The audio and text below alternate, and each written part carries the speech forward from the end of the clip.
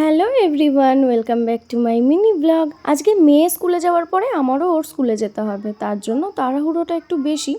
আর সকাল সকাল উঠেও পড়েছি সেই কারণে। আর একটা চাপও রয়েছে, কারণ আজকে মেয়ের লাঞ্চটাও দিয়ে দিতে হবে। সেই কারণে ভাত বসিয়ে দিয়েছি, ভেবেছি একটু ডিমের ভুজিয়া করে দেবো। আর এখানে কেক আর কিছু ফ্রুটস দিয়ে দিয়েছি। এর কারণ হলো আমার মেয়ে কিছুই খায় না, মানে যে পরিমাণ আমি টিফিন দিই সেটাই বাড়ি ফেরত আসে। তো দু রকমের দিলাম, ও যেটা ইচ্ছা সেটা খাবে। আর তার কিছুক্ষণ পরে আমিও চলে গেলাম মেয়ের স্কুলে। আর গিয়ে দেখি রাজকন্যা আমার এক কোনায় বসে কাঁদছে, কারণ ও ভেবেছে তার মা আসবে না। তো যাই হোক, তারপরে বাড়ি এসে খাওয়া দাওয়া করে রেডি হয়ে নিলাম, একটু ঘুরতে যাব। কারণ ওই আমার ঠাকুমা আর মণিমা আছে, সবাই মিলে একটু ঘুরতে যাব। আর আমার মণিমা তো চলেই যাচ্ছিল, জাস্ট ঘুরতে নিয়ে যাব বলে আজকের দিনটা থেকে গেল। আর এই জায়গাটার কথা আলাদা করে তোমাদের কী বা বলবো। আর যদি মন খারাপ হয়, কোথাও যাওয়ার দরকার নেই, এই জায়গাটায় 1 ঘন্টা বসে থাকলেই ব্যাস সব মন খারাপ চলে যাবে। গাইস, তোমরা একটু ভাইরাল করে দাও, না হলে কিন্তু এ শান্তি পাবে না। কোন দিন দেখবো পাগল হয়ে গেছে।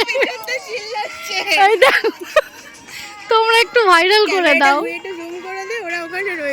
তোমরা একটু ভাইরাল করে দাও প্লিজ।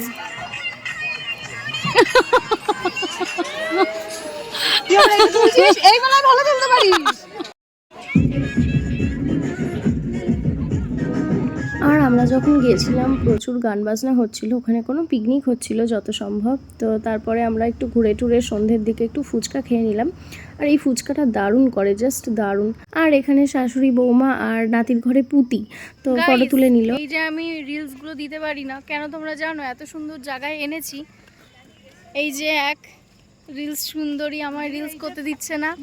আর এই একজন আছে যাকে হাতে পায়ে ধরছি, একটু রিলস করে দে রিলস করে দে, করে দিতে রাজি হচ্ছে না। তো আমি কি করে রিলসটা করবো তুমি বলো? পদে পদে শত্রু, আমার বন্ধুর নাম করে সব শত্রু। এর ফুল ব্লগটা আমার ট্যাগ করা আছে, যারা যারা দেখতে চাইছো অবশ্যই দেখে নিও।